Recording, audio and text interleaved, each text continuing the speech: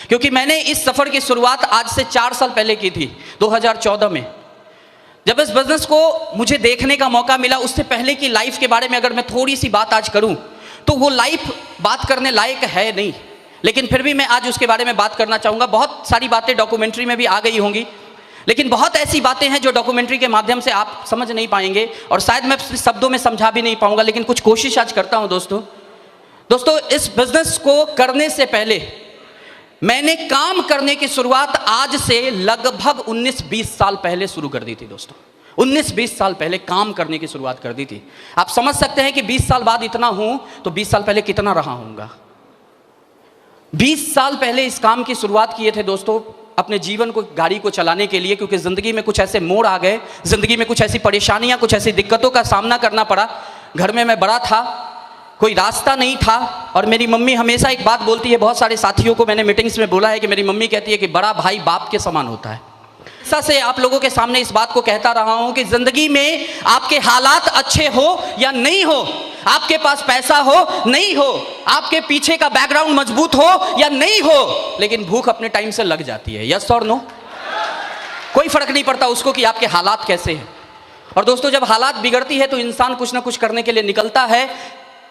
हमारी फैमिली के भी हालात बहुत अच्छे नहीं थे, जिंदगी में कुछ और रास्ते समझ में नहीं आ रहे थे। घर में एक ही बड़े मर्द के रूप में आप कह सकते हैं कि मैं ही था, बच्चे के रूप में, और मुझे काम करने के लिए समझ में नहीं आ रहा था कि मैं स्टार्ट क्या करूं, कैसे करूं, क्योंकि ना डिग्री थी, ना कोई एजुकेशन था, ना पीछे का कोई बैक सपोर्ट था, तो समझ में नहीं आया क्या करूं। तो ऐसे ही चलते फिरते, यहाँ पर आपने देखा होगा मैंने साइकिल से गली मोहल्ले के किराने के दुकान में भुजिया मिक्सचर बेचना शुरू किया था। दोस्तों वहाँ से शुरुआत की थी बिजनेस की। उसके बाद ऐसे ही चलते चलते रहा, ज़िंदगी में बहुत सारा कुछ हो नहीं रहा था, बहुत बेहतर कुछ हो नहीं रहा था। ऐसे ही चलते चलते दरमियान समस्तीपुर शहर के भीतर एक मेरे जान पहचान के व्यक्ति थे जो मसाला पीसने का और बेचने का काम करते थे। मैंने उनसे जाके रिक्वेस्ट किया था कि साहब आप पीसो और बेचने का काम लोकल में मुझे दे दो, बेचकर मैं भी कुछ पैसे कमा लूँगा। तो उन्होंने मुझे रख लिया था, बोला ठीक है बेचो, और मैं उनके साथ साइकिल पर घूम घूम कर मसाला बेचना शुरू किया, थोड़ा इनकम को अर्न बढ़ाने के लिए। लेकिन इनकम बढ़ने का नाम नहीं ले रही थी, क्योंकि न कंपटीशन को फेस करने के लिए मेरे पास पैसा था और नहीं उस तरह का कोई एसेट्स था, न संसाधन था कि मैं मार्केट के कंपटीशन में उतर पाऊं। तो साधारण तरीके से एक हॉकर की तरह साइकिल से झोला टांग के, बोरा टांग के मैं मार्केट में माल बेचता था मसाले का।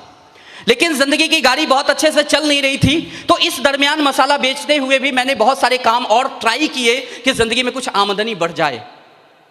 यहाँ पर आपने देखा होगा मैंने एनजीओ में ट्राई किया, मैंने रोड के किनारे पन्नी बेचा। मुझे आज भी याद है कि जब मैं अपने दोस्त के साथ, मेरा एक दोस्त था, उसने मुझे सलाह दिया कि भाई ऐसा है कि संडे के संडे अपने समस्तीपुर में बाजार समिति लगता है, तो बोला कि वहाँ पे पन्नी बेचेंगे ना सप्ताह में एक दिन, तो बढ़िया कमाई हो जाता है 4-5 घंटे में। तो मैंने बोला ठीक है। तो मुझे समझ में नहीं था, मैंने भी अभी उस तरह का काम किया नहीं था। तो उसने मुझे बुलाया, संडे को मैं गया और उसने रोड पर ही तिरपाल वगैरह बिछा रखे थे और मुझे बोला कि ये तेरा है और वो वाला मेरा है, यहाँ मैं खड़ा रहूँगा, यहाँ तू खड़ा रहेगा। पूरे दिन मैंने बेचा, कल हो अगले सप्ताह भी बेचा।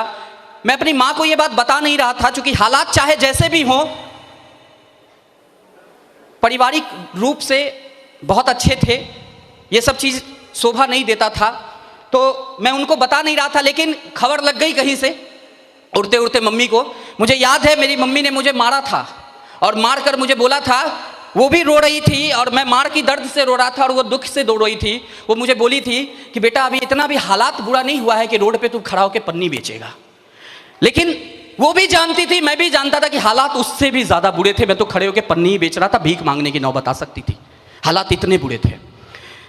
इन्हीं सारे दरमियानों के बीच, इन्हीं सारी कामों के बीच, इसी सब हालातों के बीच ज़िंदगी चल रही थी। दोस्तों ज़िंदगी की गाड़ी कट रही थी, समझ में नहीं आ रहा था क्या करें। 2 छोटा भाई था, मम्मी उसको पढ़ा भी रही थी। मेरी पढ़ाई ड्रॉप हो गई थी क्योंकि मैं पढ़ता तो मम्मी बोली थी कि वो लोग नहीं पढ़ सकता तो कम से कम उसको पढ़ने दो, क्योंकि मम्मी की ये सोच थी कि यार जिस हालात में है, जिस जिंदगी को जी रहे हैं, शायद किसी बच्चे की नौकरी लग जाएगी तो जिंदगी थोड़ी बढ़िया हो जाएगी। ऐसा सोचते हैं ना, छोटे घरों में ऐसा सोचते हैं। वो तो बाद में जाकर पता चलता है कि भैया नौकरी लगने के बाद अगर वो अपने बीवी बच्चे का पेट पाल ले, यही बहुत बड़ी बात है। वो तो बाद में जाकर पता चलता है। लेकिन पहले तो ये लगता है कि यार किसी तरह नौकरी लग गई तो कम से कम घर के हालात थोड़े अच्छे हो जाएंगे। और इस चक्कर में 2 छोटा भाई पढ़ रहा था, जैसे तैसे करके पढ़ाया जा रहा था, जैसे तैसे करके जिंदगी चलाया जा रहा था, और मैं जो कर सकता था वो मैं कर रहा था।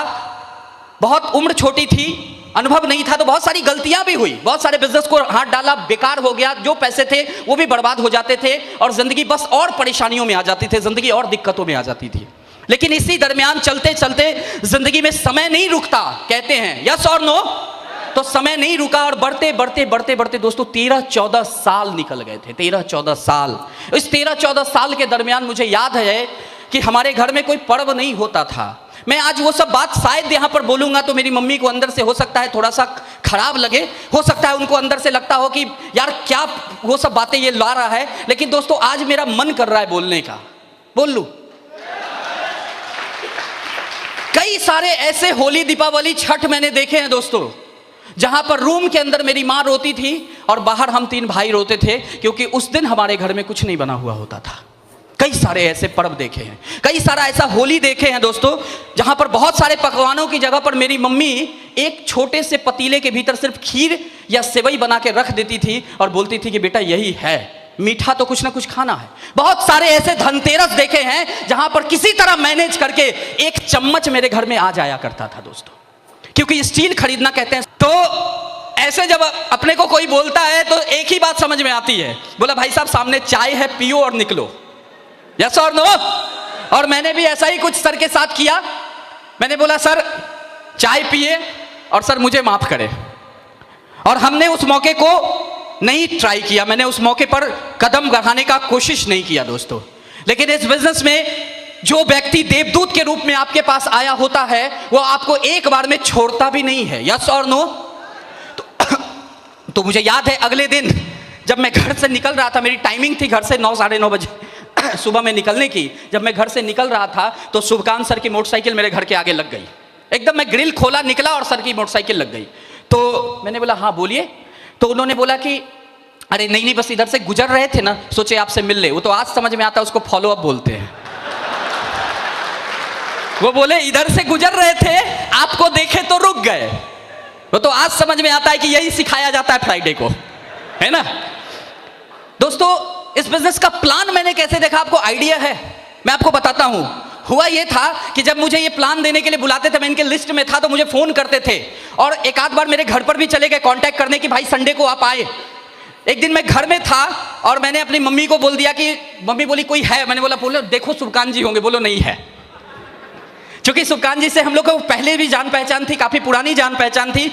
आई थिंक मुझे एग्जैक्ट याद नहीं है, लेकिन सर शायद 20-21 साल हो गए होंगे जान पहचान। 20-21 साल पहले जान पहचान थी। घर के बगल में सर रहते थे, पड़ोसी थे, लेकिन बीच में जान पहचान ब्रेक हो गई थी। बाद में फिर जाकर टैग किए, हम लोग मिले थे। तो जब वो आते थे तो मैं उनको भगा देता था, जैसा सब करते हैं।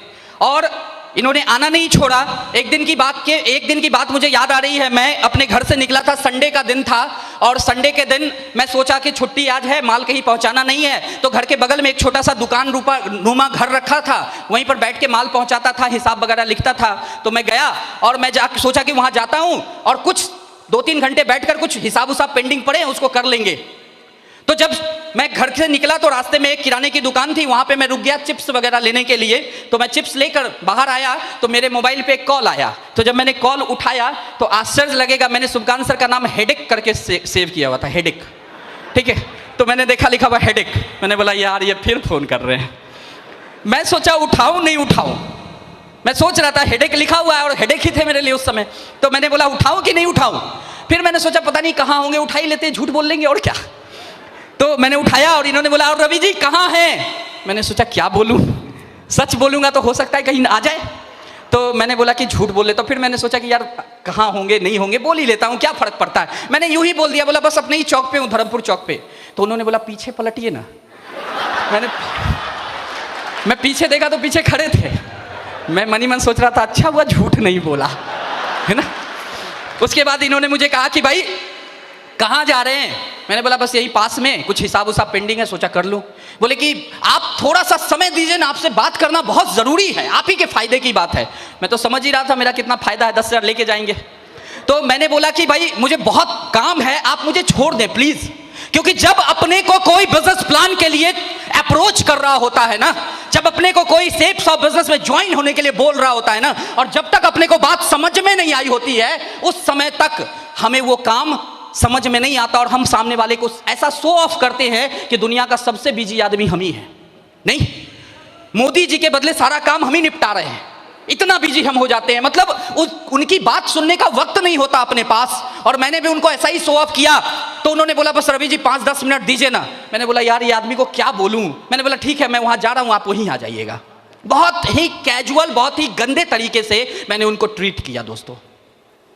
और ये वहां पहुंचे, लेकिन सबसे अच्छी बात अकेले नहीं पहुंचे, क्योंकि इस बिजनेस में मैं एक चीज तो समझ गया हूं इन 4 साल में कि कभी भी ग्रो लाइन तगड़ा वाला फॉलोअप होता है तो अकेले कभी नहीं जाता है। किसी अपलाइन को पकड़ लेते हैं। और इनके अपलाइन आप जानते हैं, इनके सबसे बड़े आइडल जिनको आप सभी लोग मानते भी हैं, हम सभी लोगों के idol mister Anjani Jha sir साथ साथ आए थे। मैं उस समय अंजनी झा सर से वाकिफ नहीं था, तो मैं सोच रहा था कि शुभकांत जी आएंगे तो मैं इनको कहूंगा कि सर अभी मुझे माफ करो, अभी जाने दो। लेकिन ये अंजनी जी को लेकर आ गए। मेरे लिए अंजनी जी एक अनजान आदमी थे, मुझे लगा कि यार अकेले ये होते तो भगा भी देता, अनजान आदमी के सामने क्या बोलूं। तो मैंने इनको बैठने दिया, इन्होंने मुझे बिजनेस प्लान दिया। दोस्तों बिजनेस प्लान जब मैं देख रहा था तो शुरुआत में मैं बिजनेस प्लान सुनना नहीं चाहता था, लेकिन जब बिजनेस प्लान इन्होंने दिखाया अंजनी सर ने, और जब बिजनेस प्लान में देख रहा था तो मुझे बस एक एक चीज धीरे धीरे अच्छी लगने लगी। कुछ कुछ बातें, जैसे कि सप्ताह का पैसा आएगा, हफ्ते का 2 लाख है, 8,190 लोग आपके साथ ज्वाइन होंगे तो आप डायमंड हो जाएंगे। और सबसे अच्छी बात कि यहाँ लेप्सेशन नहीं है, जो मुझे उस वक्त अच्छी लगी कि अगर आप 10 लोगों की टीम बना दी और कुछ दिन काम नहीं हुआ और फिर बाद में एक आदमी जुड़ा तो 11 से शुरू होगा, ऐसा इन्होंने बताया। मुझे अच्छा लगा, मुझे लगा कि अरे मैं काम करूंगा तो भी, और 2 हैंड है 2 लेग हैं तो कोई और भी काम करेंगे तो भी मेरे नीचे कभी ना कभी तो 8,190 आएगा, ऐसा मेरे दिमाग में आया। मैंने बोला काम तो बढ़िया है, करूं कि नहीं करूं। मन में अंदर कई सारे उथल पुथल चल रहे थे, क्योंकि इस उथल पुथल की दोस्तों कारण थी, मैं जिस हालात से, जिस जिंदगी से निकल रहा था, जिस जिंदगी को जी रहा था, उस जिंदगी में दोस्तों हफ्ते के 2 लाख की क्या, हफ्ते के 50,000 की कोई बात नहीं करता था। और मुझे हफ्ते के 2 लाख की बात बताई जा रही थी जो मुझे समझ में नहीं आ रही थी, क्योंकि उस हालात में, उस जिंदगी में मैं सोच भी नहीं सकता था कि मैं कभी जिंदगी में लाखों महीने वाला आदमी बनूंगा, सप्ताह की तो बहुत दूर की बात है। और उस समय ये बिजनेस प्लान दिए, समझ में नहीं आ रहा था, लेकिन कुछ बातें अच्छी लग रही थी। मैंने सोचा करता हूं।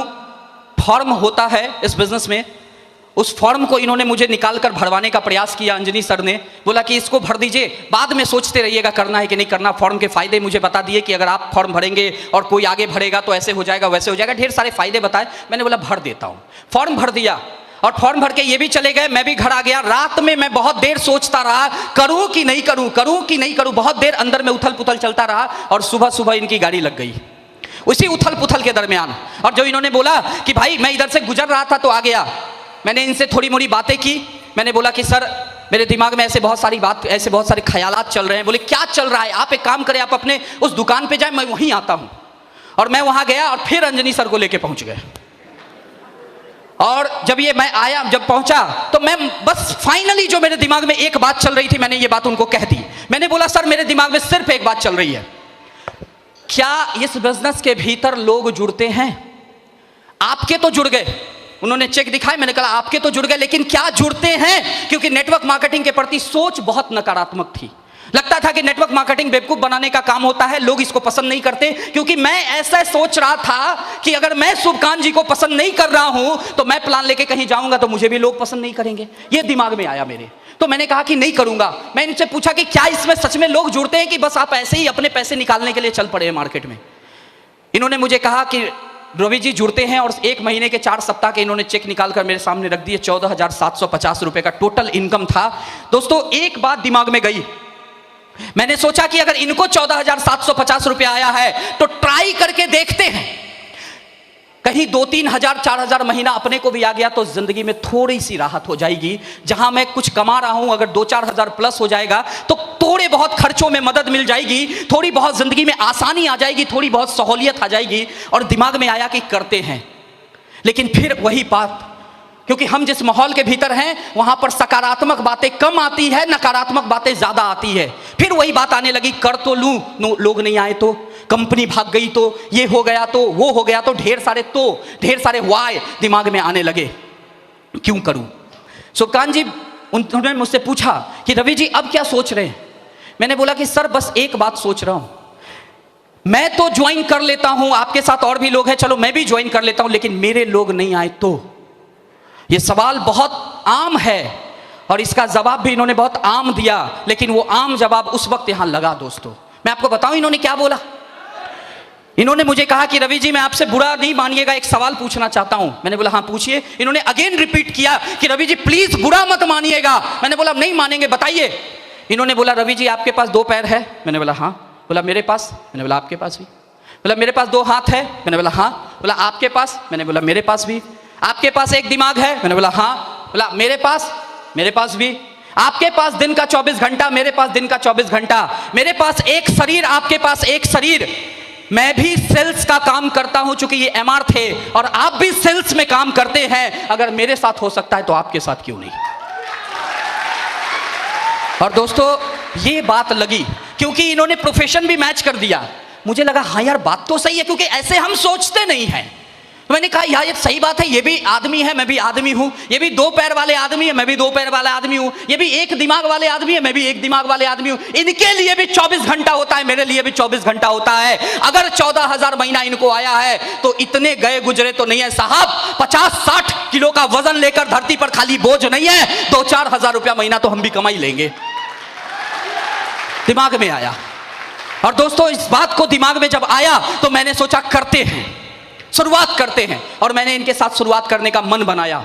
लेकिन हम फूक फूक के कदम रखने वाले लोग हैं, है ना। मैंने बोला पैसे अभी नहीं देंगे, पहले थोड़ा और श्योर हो जाते हैं। तो मैं थोड़ा सा इनसे और बहाने बनाने लगा और क्वेश्चन क्यूरीज करने लगा। तो अंजनी सर आपको तो पता ही है, वो एक ऐसे व्यक्ति हैं जिनके पास हर मर्ज की दवा है। दुनिया में ऐसा कोई बीमारी पैदा नहीं हुआ जिनका दवा नहीं हो उनके पास।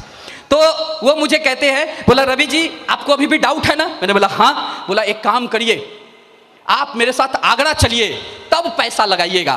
मैंने बोला आगरा क्यों। बोला चलिए तो सही, एक आदमी डायमंड बन रहा है, आप चल के देखिए, अगर आपको समझ में आए तो बिजनेस ज्वाइन कीजिएगा, वरना मत कीजिएगा। मैं मनी मन सोचा कि यार जिंदगी में कभी ताजमहल देखे नहीं थे। बहुत लोग आज भी होंगे ना जो आगरा में ताजमहल नहीं देखे होंगे। मैंने कहा जिंदगी में ताजमहल कभी नहीं देखे थे, और शायद हालात ऐसे थे भी नहीं कि जिंदगी में कभी ताजमहल देखने आते। मैंने बोला अच्छा मौका मिल रहा है, चल हो आते हैं। और मैं ताजमहल देखने आया दोस्तों, लेकिन एक शख्सियत की डायमंड शिप देखने का मौका मिला, और उस शख्सियत का नाम बहुत तेज तालियों में बोलना चाहूंगा, मिस्टर राकेश प्रसाद सर। 7 मार्च 2014 का दिन था। राकेश सर डायमंड बन रहे थे। न मैं राकेश सर को पहचानता था, न मैं अजय सर को पहचानता था, न मैं सत्येंद्र सर को पहचानता था, न मैं बाकी जितने गुरु हैं माधव सर, विजयपाल सर, किन्हीं को नहीं पहचानता था। सब वहाँ थे, जसबीर सर वगैरह सारे थे। मैं किन्हीं को पहचानता नहीं था, लेकिन उस हॉल के अंदर का माहौल बड़ा बेहतरीन था दोस्तों। किसी को पहचानता नहीं था। मैं वहां गया, मुझे उस हॉल के अंदर इन्होंने बिठा दिया, और उस हॉल के अंदर का माहौल बहुत बेहतरीन था। उस हॉल के अंदर का वाइब्रेशन बिल्कुल पॉजिटिव था। और उसी पॉजिटिव माहौल के बीच एक व्यक्ति एक दिल में से फाड़ कर इंटर करता है, और वो वहां दिल फाड़ के इंटर करते हैं, यहां दिल अपना फट गया था। उस व्यक्ति का नाम था mister Rakesh sir. Red colour के दिल से बाहर निकले थे। 21 साल 3 महीना इन्होंने उस दिन अपना एज बताया था। 21 साल 3 महीना इन्होंने कहा था कि आज मैं 21 साल 3 महीना का हूं, और 21 साल 3 महीने का होने के बाद दिल्ली का पहला आदमी हूं जो ऑडी चलाता हूं, इन्होंने कहा था। इन्होंने उसके बाद कहा था, ऐसे हाथ खड़ी की थी और कहा था 80,000 की घड़ी पहनता हूं।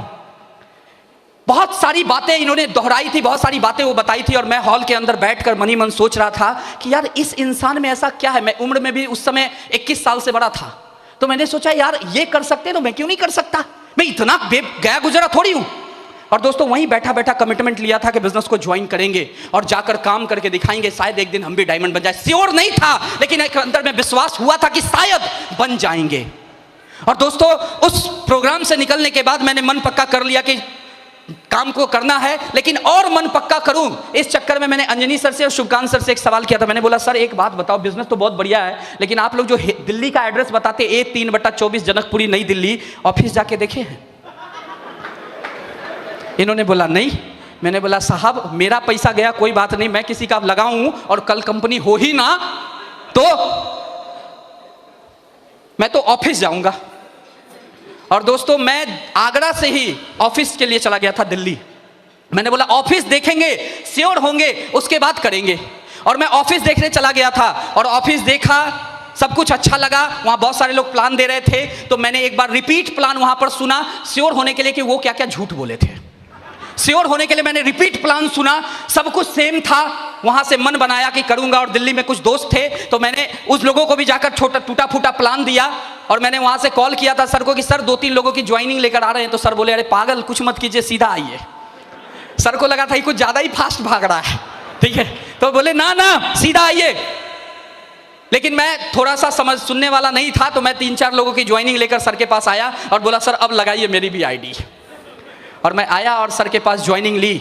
और ज्वाइनिंग लेने के बाद दोस्तों उस दिन और आज के दिन, अप्रैल 2014, मुझे याद है मैं 7 मार्च को आगरा गया था और 8 मार्च को मैं दिल्ली में था। और 8 से लेकर मैं 28 मार्च तक दिल्ली में था, क्योंकि मेरा छोटा भाई दिल्ली में रहता है, जो किसी कारणों से आज अपने एग्जाम की वजह से यहाँ बैठा हुआ भी नहीं है, आज भी वो दिल्ली में ही है। मैं उसके यहाँ रहा था। और मार्च 2014 में होली थी 25 तारीख को, तो मैं होली मनाकर वहाँ से 28 को आया था। और 1 अप्रैल से मैंने दोस्तों काम करना शुरू किया था। 1 अप्रैल 2014 से मैंने काम करना इस बिजनेस में शुरू किया। और जब काम करना शुरू किया तो मेरे सर लोगों को इस बात की गवाही दे सकते हैं कि मैंने 1 अप्रैल 2014 से बिना किसी बैकग्राउंड के फुल टाइम सेफ शॉप किया है दोस्तों, फुल टाइम। 1 अप्रैल 2014 से आते ही मैंने फुल टाइम बिजनेस करना शुरू कर दिया। अपने सेफ शॉप बिजनेस को करने के लिए मैंने मसाले वाले काम को साइड कर दिया था। मुझे याद है अंजनी सर, शिवकांत सर, सभी लोगों ने मुझे रोका था कि नहीं, मसाले वाले काम को अभी मत छोड़िए। इनको लगा कि पैसा वैसा ऐसे भी कम है और इधर से नहीं आएगा तो शायद बिजनेस जो आज कर रहा है कल छोड़ देगा। और ऐसा होता है, यस और नो। लेकिन दोस्तों पता नहीं क्यों यहाँ विश्वास इतना तगड़ा हो गया था ना कि पैसे नहीं आ रहे थे, पैसे का रोना था, लेकिन सेफ सब छोड़ देंगे ये बात यहाँ आती नहीं थी कभी। और काम करना शुरू किया।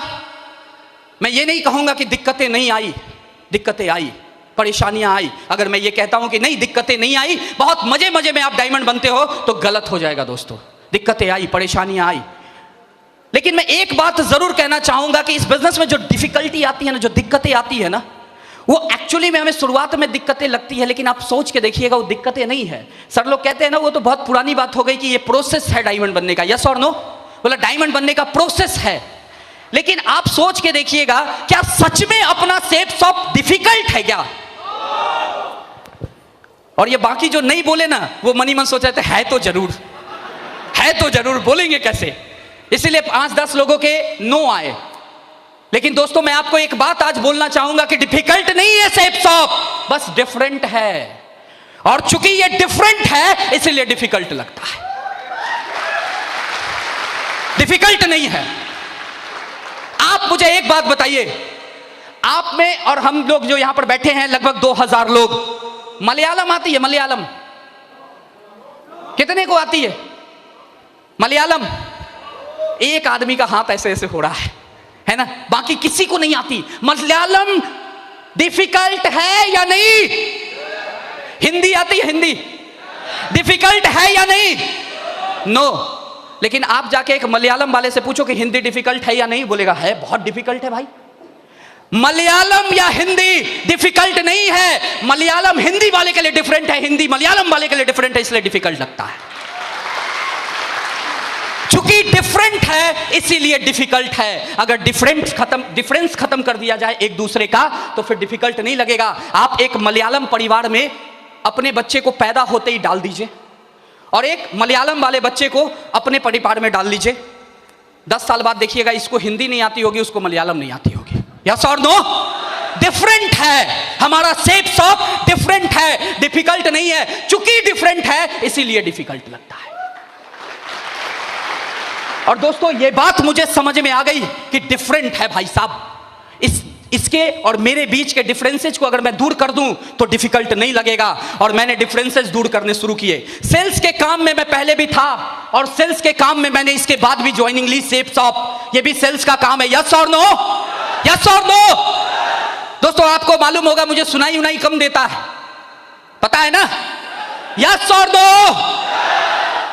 सेफ शॉप भी सेल्स का काम था और मसाला बेचना भी सेल्स का काम था। लेकिन उस सेल्स में मेरे को कोई नहीं कहता था शुक्रवार को आके ट्रेनिंग करो, लेकिन इस सेल्स में मेरे को कहा गया शुक्रवार को आके ट्रेनिंग करो।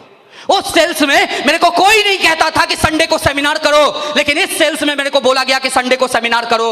उस सेल्स में मेरे को कोई नहीं बोला कि डायमंडशिप में जाना जरूरी है, इस सेल्स में मेरे को बोला गया कि डायमंडशिप में जाना जरूरी है। उस सेल्स में कोई नहीं बोला कि दिशा करो, इस सेल्स में लोग बोले कि दिशा करना बहुत जरूरी है। और दोस्तों यही डिफरेंसेस है। उस सेल्स में फ्राइडे की ट्रेनिंग नहीं है, इस सेल्स में है। उस सेल्स में संडे का सेमिनार नहीं है, इस सेल्स में है। उस संडे में सेल्स में आपको डायमंडशिप नहीं है, इस सेल्स में है। उस सेल्स में दिशा नहीं है, इस सेल्स में है। और जो इस डिफरेंसेस को बीच से हटा देता है वो डायमंड हो जाता है दोस्तों। और इस सेल्स में आने के बाद उस सेल्स और इस सेल्स के बीच के जो डिफरेंसेस थे मैंने उसको हटाया। हर संडे के सेमिनार में रहा, हर फ्राइडे की ट्रेनिंग में रहा, हर डायमंडशिप में रहा, हर दिशा वर्कशॉप में रहा। मेरे अपलाइन इस बात की गवाही देंगे, 2014 से 2018 आज है, आज तक मुझे जहां जहां बुलाया गया एक ऐसा प्रोग्राम नहीं होगा जिसमें मैं नहीं मौजूद था। यस सर, हर प्रोग्राम में रहा दोस्तों। मेरी मम्मी यहां बैठी है, मेरी मम्मी हमेशा मुझे बोलती थी पैसा 1 रुपया नहीं आता है, घूमने ही रोज जाता है। और मैं आपको बताऊं कि जिस समय चेक आते थे ना, चेक आपके घर में चेक आते हैं ना, मेरे घर में भी चेक आए थे। और एक बार मेरी मम्मी को मेरा एक चेक हाथ लग गया, जो चेक का टोटल अमाउंट था 666 रुपया। और दोस्तों आज भी मुझे याद है, मेरी मम्मी ने कई महीने तक मुझे एक उलाहना दिया, बोला पैसा आता है 666 रुपया और दिन भर ही घूमता ही रहता है, दिन भर घूमता ही रहता है, पैसा आता है 666 रुपया। हर आदमी के बीच, हर लोगों के बीच मम्मी मुझे इस बिजनेस को ना करने के लिए प्रेशराइज करती थी, बोला कुछ फायदा नहीं, बेकार है, छोड़ दो। लेकिन कहते हैं ना कि आदमी बाहर वाले से तो लड़ लेगा, घर वाले से लड़के कहां जाएगा। यस और नो दोस्तों, जब ये डिफरेंस, उस सेल्स में कोई डिफरेंस था, जब मैं मसाला बेचने जाता था तो मुझे मम्मी ने कभी नहीं बोला कि मसाला मत बेच, बोला नहीं बहुत जरूरी है। और जब मैं सेप शॉप करने लगा और मसाला छोड़ा तो मेरी मम्मी ने क्या बोला पता है, बोला सेप शॉप करना है तो कर, लेकिन मसाला तेरा जड़ है, इसको मत छोड़। जड़ है, जड़। क्यों जड़ है? क्योंकि दाल रोटी उसी से चल रहा है। आप मुझे एक बात बताइए, दाल रोटी खाली चलाने वाला काम जड़ हो सकता है क्या? और जिससे जिंदगी भर सिर्फ दाल रोटी चले वो जड़ हो सकता है क्या? लेकिन उस समय हालात इतने बदतर थे कि लगता था वही जड़ है, उसको मत काट, बाकी जो करना है कर। तो मैंने सोचा कि यार ऐसे तो डायमंड नहीं बनेंगे, क्योंकि मैं बाहर से फ्रस्ट्रेट होकर घर में आता हूं और घर में भी मम्मी अगर 4 बात बोलेगी तो मैं जाऊंगा कहां फिर। मैंने बोला ऐसे काम नहीं चलेगा। और दोस्तों बहुत सारे साथी यहां पे गलती कर जाते हैं, मैंने नहीं किया। बहुत सारे साथी क्या करते हैं कि अपने घर वाले से छुपा कर काम करना शुरू करते हैं। मैंने बोला नहीं, डंके के चोट पे करेंगे। मुझे याद है यूएन पैलेस के भीतर सिल्वर का सम्मान समस्तीपुर में मुझे होने वाला था। मुझे काम करते हुए 2 महीना हो गया था और मैं सिल्वर बनने वाला था। और राकेश सर मुझे सिल्वर बनाने वहाँ मौजूद थे, नया नया डायमंड बन के मेरे सर में आए थे फंक्शन करने के लिए। मैंने बोला कि मम्मी को फंक्शन दिखाएंगे और मैं मम्मी को लेकर फंक्शन में ले जाने के लिए तैयार किया। मेरे एक साथी हैं मिस्टर अमन कुमार जी, वो लेकर मम्मी को मेरे साथ फंक्शन में आए और फंक्शन में मैंने मम्मी को बिठाया। मेरा सिल्वर का जब अवार्ड हो रहा था तो मेरी मम्मी वहाँ बैठकर सिल्वर का अवार्ड देखी। देखने के बाद घर गई और मैं पीछे पीछे घर गया और मैंने बोला कैसा लगा? बोली क्या? मैंने बोला वही जो प्रोग्राम देखा। बोला उसमें कुछ समझ में कहाँ आया? मैंने बोला अभी समझाते हैं ना, कोई दिक्कत नहीं। और मैं बिछावन पे बैठकर प्लान फोल्डर, डायरी, प्रगति पथ और अपना कलम निकालकर दोस्तों वैसे ही प्लान दिया जैसे एक एसोसिएट को आप देते हैं, वैसे ही प्लान दिया अपनी माँ को। ज्वाइन नहीं कराना था, लेकिन प्लान देना जरूरी था। मैंने बोला प्लान देंगे और उसी तरह देंगे जैसे वहां देते हैं। और मैंने उसी तरह स्टार्ट किया और उसी तरह एंड किया और पूरा प्लान मम्मी ने सुना। और लास्ट में बताए क्या बोला? लास्ट में बोला अच्छा इसमें झूठ क्या क्या बोला था तुम? मैंने बोला झूठ? बोली मम्मी को लगा कि काम करने के लिए बढ़ा चढ़ा कर बोला है। तो मम्मी बोली इसमें झूठ क्या क्या बोला? मैंने मम्मी की कसम खा के बोला था कि नहीं मम्मी झूठ कुछ नहीं बोला। तो मम्मी बोली कि सब बात सच है। मैंने बोला हाँ। मम्मी बोली फिर कर। और दोस्तों वो दिन है जून 2014 और आज का दिन है फरवरी 2018। जितना बाहर से मैं लड़ा डायमंड बनने के लिए, घर से मेरी मां लड़ी डायमंड बनाने के लिए। और शायद उन्हीं का आशीर्वाद था, उन्हीं की हिम्मत थी कि मैं दोस्तों यहां तक टिक पाया। वरना हालात सेप शॉप में ऐसे ऐसे भी आए जब पैसे 1 रुपए नहीं आते थे, लेकिन डायमंडशिप में जाना होता था, दिशा में जाना होता था, कोई प्रोग्राम करना होता था, पैसे 1 नहीं थे। लेकिन मेरी मम्मी हमेशा मुझे कहती थी कि कोई बात नहीं, बहुत अच्छा दिन आने वाला रहता है ना तो बहुत बुरी रातें देखनी पड़ती है। दोस्तों मैं आपको एक सच्चाई आज यहां पर बताता हूं जो शायद मैंने अपनी मां को नहीं बताया। मेरी मां इस 4 साल के दरमियान घर में मुझे ऐसी ऐसी लाइनें बोलती थी जो लाइनें ये गुरु मुझे ट्रेनिंग सेमिनार में बोलते थे। और मैं सोचता था कि पीछे में मेरे वीडियो देखती है क्या। मैं मन ही मन यही सोचता था, क्योंकि सेम लाइनें बोलती थी, सेम लाइनें। बोला कोई बात नहीं, मेहनत बेकार नहीं जाता है, कर, कोई बात नहीं, ऐसे करेगा तो होगा, कोई बात नहीं, पेशेंस रख। मैं सोचता था यार ये सारी डायलॉग वही वाली है जो सर लोग बोलते हैं, ये कहां से सुन लेती है। लेकिन आज समझ में आता है दोस्तों, सफलता का मंत्र एक ही होता है, चाहे माधव सर बोले चाहे मेरी मां बोले। सफलता एक ही मंत्र है। और एक बात यह भी तय है कि सफलता तक हमें चलकर जाना होता है, सफलता हमारे तक चलकर नहीं आती। और दोस्तों मैं निकला, मैंने प्रयास किया, मैंने काम किया, मैंने मेहनत की, और इस मेहनत में मेरे हर एक साथी ने मेरा भरपूर सहयोग किया, हर एक साथी ने मेरा भरपूर साथ दिया, हर एक टीम के मेंबर ने, हर एक लोगों ने, जो मेरे टीम के नहीं भी थे, उन सभी लोगों ने हिम्मत बढ़ाया। और उस हिम्मत की वजह से दोस्तों बढ़ते एक व्यक्ति इस बिजनेस के भीतर डायमंड बनता है। दोस्तों इन सारे हालातों के बीच दोस्तों जिंदगी बस चली। इस सेप शॉप में डायमंड बनने के सफर में बहुत सारे उतार चढ़ाव देखे मैंने, बहुत सारी परेशानियां देखी मैंने, लेकिन बस एक बात की चिंता नहीं थी, एक बात का सुकून था कि दोस्तों मेहनत कर रहे हैं ना तो लाखों के लिए कर रहे हैं। यस और नो? मुझे इस बिजनेस में मेहनत कभी भी बेकार नहीं लगी, कभी भी मैं मेहनत से जी नहीं चुराया। मुझे याद है मैंने एक बार मनी मन ठाना था, मैं मेहनत सेप शॉप से पहले अपने मसाला बेचने में भी करता था। लोग कहते हैं सब मेहनत बहुत है, हमसे नहीं होगा। मैं एक ही बात कहता हूं कि मेहनत तो मैं सेप शॉप करने से पहले मसाला में भी करता था। यस और नो? मेहनत तो मैं पन्नी बेचने में भी करता था। यस और नो? मेहनत तो मैं साइकिल पर भुजिया बेचने में, मिक्सचर बेचने में भी करता था। यस और नो? मेहनत मैं एनजीओ में भी करता था, मेहनत मैं लोगों की दुकानों में भी करता था, मेहनत तो मैं हर दिन कर ही रहा था। यस और नो? और मेहनत मुझे यहां भी करना था, वहां मैं हजारों के लिए कर रहा था, यहां मुझे लाखों के सपने दिखाए जा रहे थे। दिमाग में एक ही बात थी, मेहनत करना ही है साला, तो लाखों के लिए करेंगे, हजारों के लिए क्यों करें? जब मेहनत ही करना है तो लाखों के लिए करेंगे, हजारों के लिए नहीं करेंगे। यस और नो? अगर मेहनत करने से लाखों आते हैं और मेहनत करने से ही हजारों भी आते हैं, तो किस लिए मेहनत करना चाहिए? किसके लिए? किसके लिए? लाखों के लिए। लेकिन दोस्तों हम मेहनत की बात करते हैं, यहां पर नारे लगाते हैं लाखों के लिए करना चाहिए, लेकिन सोच के देखिएगा, थोड़ा सा मार्केट में निकलते हैं और हमारे मेहनत से मेरा दिमाग भटक जाता है। यस और नो? थोड़ा सा हम हालात से मजबूर होकर अपने ट्रैक से चेंज हो जाते हैं। यस और नो?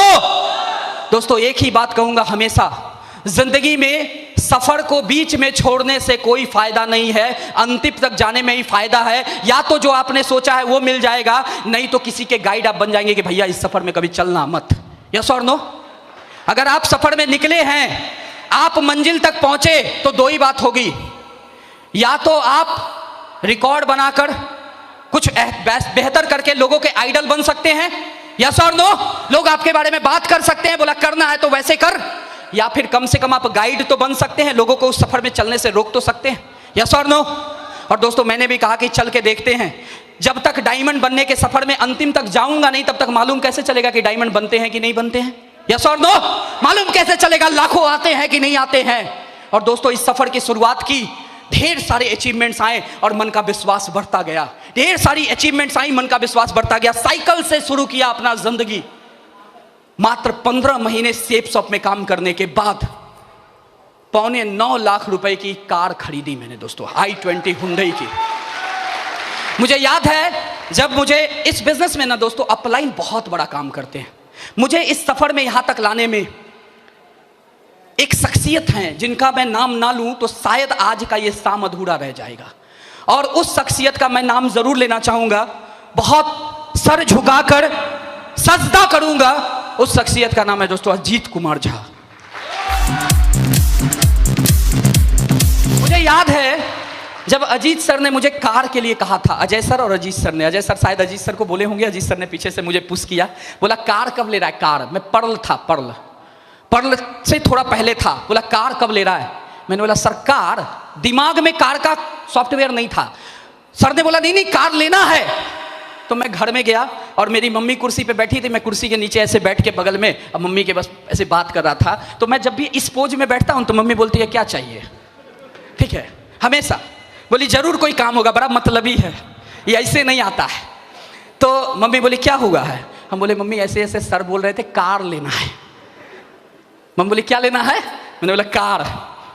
बोली एक बात सोचो, मेरी मम्मी यहाँ पे अभी बोल रही थी, बहुत बोलती है घर में, ऐसे अभी तबीयत खराब थी तो नहीं बोल रही थी। मेरी मम्मी बोली एक बात बता तू, ऐसी जैसे वो बोल रही थी मैं वैसे ही बोलता हूँ, एक बात बता तू, घर नहीं हो तोरा, रहे छी किराया पर, हाँ अल्ले भी कार, लोग की कहता हूँ।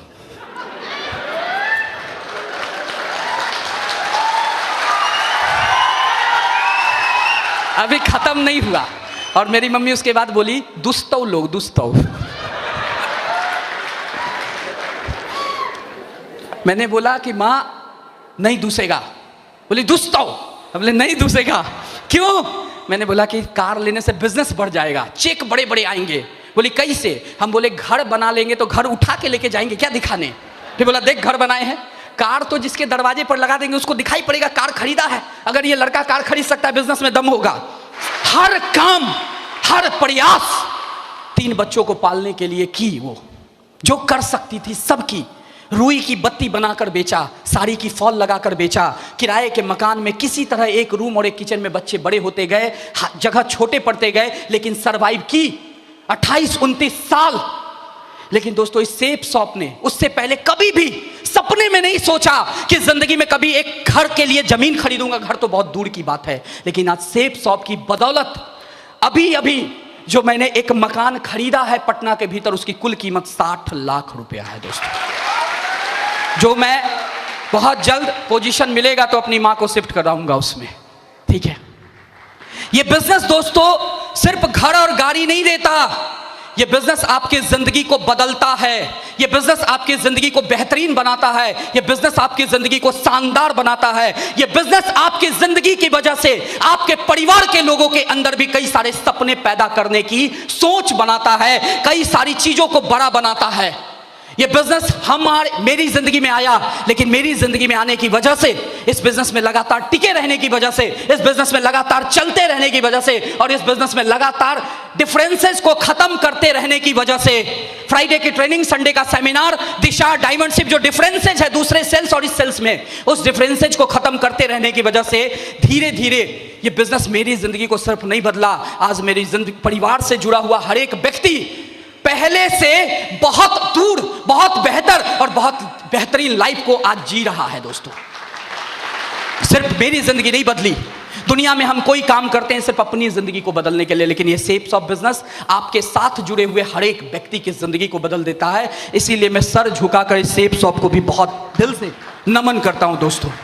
नमन करता हूं उन डायरेक्टर्स को जिन्होंने सेफ शॉप जैसी शानदार कंपनी के बारे में सोचा कि ऐसी एक कंपनी होनी चाहिए। क्योंकि मुझे भारतवर्ष में मैं घूमा सेफ शॉप की वजह से, सेफ शॉप करने के अलावा दुनिया का कोई एक ऐसा काम मेरे को समझ में नहीं आता जो एक साइकिल पर चलने वाले आदमी को सपना दे सके कि वो एक दिन जगुआर में चल सकता है। सिर्फ सेफ शॉप। इस बिजनेस के अलावा मुझे समझ में नहीं आता कि किराए के मकान में रहने वाला आदमी काम करते हुए लगातार अपने विला में जा सकता है, अपने पैलेस में जा सकता है। इसके अलावा मुझे काम समझ में नहीं आता। इसके अलावा मुझे एक काम समझ में नहीं आता जो चंद हजार रुपए के लिए कॉम्प्रोमाइज करने वाला आदमी लगातार काम करते हुए इस बिजनेस में लाखों के लिए भी एक जरा नहीं सोचे। इसके अलावा मेरे को काम समझ में नहीं आता है।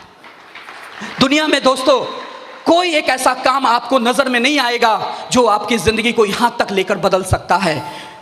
सिर्फ और सिर्फ एक काम यही है जो आपकी जिंदगी में यहां तक परिवर्तन, चेंजेस ला सकता है। और यहां पर एक एग्जांपल इन लोगों के अलावा आज मैं भी हूं जो ये बात कह सकता हूं कि हां, सेफ शॉप ने जिंदगी को बदला है दोस्तों, कह सकता हूं। बस इसके अलावा मैं आज कुछ भी नहीं कहना चाहूंगा, क्योंकि थोड़ा सा अंदर से दिल भी भरा हुआ है, भावुक भी हूं। हो सकता है ज़्यादा बोलूं तो रोने लगूं। मुझे अभिनव जी की वो बात याद है जो कहते थे कि सर डायमंड बनने के दिन रोएंगे बहुत ज़्यादा, क्योंकि खुशी बर्दाश्त नहीं होगी। और शायद आज मैं भी अब ज़्यादा बोलूंगा तो रोने लगूंगा, इसलिए दोस्तों अब ज़्यादा बोलूंगा नहीं। लेकिन हाँ, जाने से पहले एक बात ज़रूर कहना चाहूँगा आप सभी लोगों से कि दोस्तों इस 4 साल के सफ़र के दरमियान एक लाइन मैंने लिखी थी, बोल दूं? वो लाइन ये है दोस्तों कि दुनिया बदलनी है तो घर से निकलना पड़ेगा, कहीं पहुंचना है तो कहीं ना कहीं से तो चलना पड़ेगा।